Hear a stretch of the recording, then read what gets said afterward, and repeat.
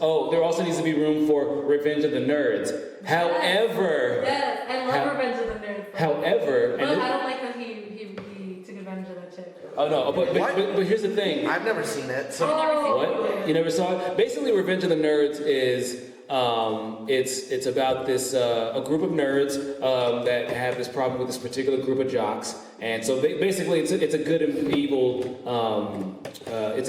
story. Told in that respect. But one of the scenes is that there's a Halloween or costume party of some kind, and the jock's girlfriend, they start having sex. She thinks she's having sex with her boyfriend, but they knocked out the boyfriend, or so, got him out the picture, and one of the nerds took his costume, and then started having, and then, went and had sex with his girl unknowingly, which is, rape. But the thing is, in the movie, it's framed as, she's all like, oh, you're actually the nerd? Okay, this is fine, let's do this. Ha ha, it's all lighthearted and shit. It's framed as like a victory of the nerds in addition to them winning something else in the movie. But really what it is, it's indicative of something bigger, and a better example of this is Big Bang Theory.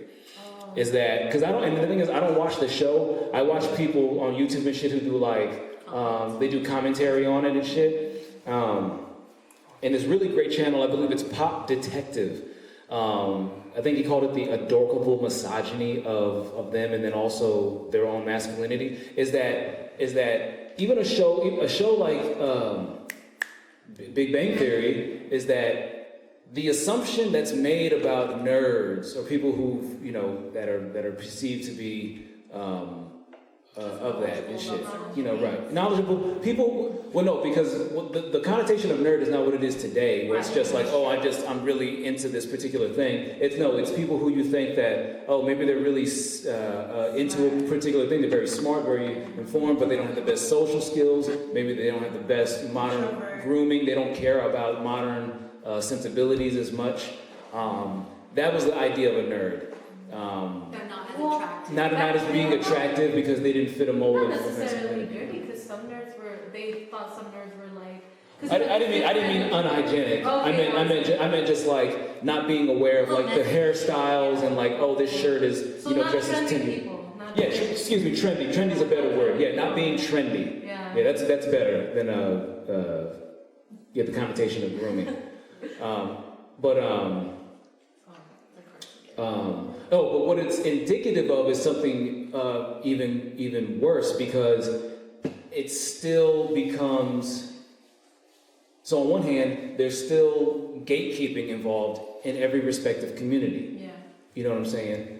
It's like just like we talked earlier about the priority of white folks in communities where color is an issue. In certain East Asian countries where everybody's more or less the same palette, like China and shit. They prioritize something like blood types, and different blood types are on a hierarchy and shit. They have to. It's like they have to find career choice and shit. And so one of the things that's pointed out in Big Bang Theory is that the guys still participate in the hazing and policing of each other's masculinity in the same way as other groups that are quote unquote typically seen as more masculine and shit, because they still.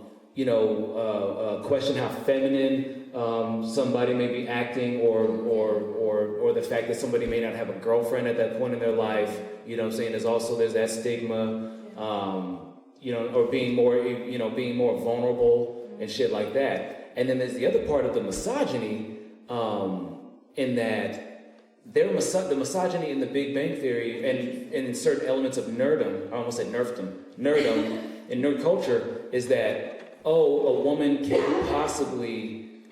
No, it's just taking typical misogyny but applying it to that respective culture and stuff. Yeah. So it's like, while you might listen to a woman in respect on certain other issues, or agree that like, oh, sports, who cares about football? You both say that. The moment she tries to talk about maybe your video games, you know what I'm saying, or your comic books and something, or about how this isn't being very inclusive of other perspectives, then you'll just go right to that mode of like, what could you possibly know, or why are you trying to include yourself in my in my space? Go find your own space. And it's like, whoa, we're sharing this. Yeah, or you have to prove your worth to me, which usually means stripping away your most critical parts of yourself that really pose a challenge to the way I think. I always feel like it's because they have gone through that also. But also, of course, some people are like, they have that it's misogyny, right? The misogyny ingrained in them because, other people told them you're not man enough, And so to them, it's like, I always think of things as we are animals, we are, no matter what, we're just highly intelligent animals, But we are close to being like pack animals. Where when we're in a group, we're already trying to see who is the leader of the group. We're trying to see who is the weakest. It doesn't happen in every group because some of us are more like aware of it, and we don't, we don't try to criticize or put people in like different, boxes and like who they're supposed to be. But in some groups there are. It's kind of like, back then. To do that. Yeah, exactly. Kind of like you're conditioned to want to look for hierarchies or to try to encourage hierarchy. categorization. That's what I was trying to figure out. The hierarchy in the group, in the pack, And it always brings me back to like, back then when it was like during the 2000s when like the American Pie came out, all the dudes and like all the frat guy movies and shit came out. There was always like that whole hierarchy thing where like one of them tried to like control everybody else. It's the power trip, right? Power Again, trip, it's like you're always gonna want to, especially like you said, well, they nobody gave them that space, they created it, so maybe that's what gives them the right to like police it. But it's like, no, it doesn't give them the right. oh, okay, yeah. Well, maybe that's why. In their mind, well, the thing is that for those people, this is the justification. Exactly, Might makes right. The fact that I can is the right to do it's so. the power trip, It's like if I don't have a lot of power now, and I have the ability to create a space in which that switches, then. When you have power, it's like you don't know how to go on a mind trip. You don't know how to control that power because you never learned from someone who had power and knew how to use it responsibly. Kind of like when you look up to your parents and it's like they have power against you, but they taught you how to use that power responsibly. It's not like when you look up to other people and they have power, like you said, you deify them and you think, oh, that's the only right of way because I look up to them. It's like, no, that's why, like, I don't know, that's why it's kind of dangerous for people, like, of course, to see other people as gods. That's why I don't see other people as gods. But that's the dangers of it, because then you weren't taught your own power. You were just taught, oh, I'm powerless, so I guess I have to follow this person who is like the leader. Or that we're all kind of like our own thing. Exactly. We're so quick to, again, try to associate other people from our own experiences and try to box them in, from like our own. And again, coming from only what we know and like what we've heard versus like, hey, like tell me more about yourself. How much do you know about yourself that you can share with me? So I can get to know you. And here's the thing about that I just read today, and it actually has to do with a different issue. So I shared this article, a research article on my page, and it talked about how we overestimate what hold on, let me pull it up just so I'm not talking out of my ass.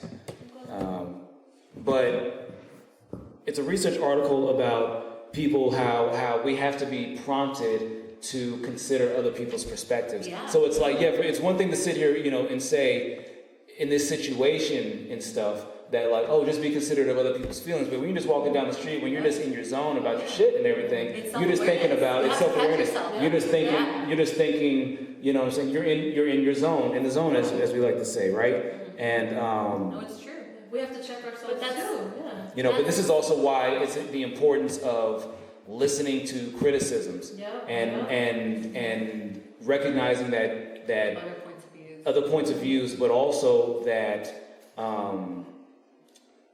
all points of view are coming in with different levels of legitimacy or different weight. They're all valued in their different way because of the history, the different experiences and shit. It's your experience. Like it's kind of like the whole hurt thing, where it's like, if it hurts you, it hurts you. Like, I am no one to tell you, like, that you're, you know what I mean? Like, okay, like, emotions-wise or feelings-wise. Yeah. Like, if something hurt you, it hurt you, that's fine. I don't have to understand it again. And it's like, I think that's where I'm kind of, like, understanding the whole criticism point that you're making is, like, like, criticism coming from whoever it's coming from, it's valid to them. And that opens up a space, again, to be able to, maybe stand in a different part of the room that you never thought you'd stand in and like just kind of try to see things from a different perspective. Kind of circling back to what you were talking about earlier with the Big Bang Theory, because I think it was saying something about like sexism with like the female characters. Like, how could she know about these particularly, or assuming that she doesn't know anything about the video games? And it actually brings me back to an incident that like happened with me and with a female on Facebook. And the thing is, she accused me of mansplaining, when in reality, the reason why I was explaining this to her was, the whole reason I was explaining this to her is because this particular band or artist was so niche that pretty You weren't much sure if she'd be aware of them or of not. anything, yeah, because it's like, oh yeah, this is so and so from this group, and it's like, I'm sick of you always. I'm like, I'm sure you haven't heard of this like at all, and you're already accusing me of mansplaining. And like, You know what? barely anybody period has heard of this I feel person. like mansplaining was they changed switched mansplaining with arrogance, because anybody can be arrogant. Yeah, Anybody exactly. can be like, I know better than you. Yeah, You know? talk down to you, act as if you don't know shit. Exactly. Yeah. And the thing is, oftentimes,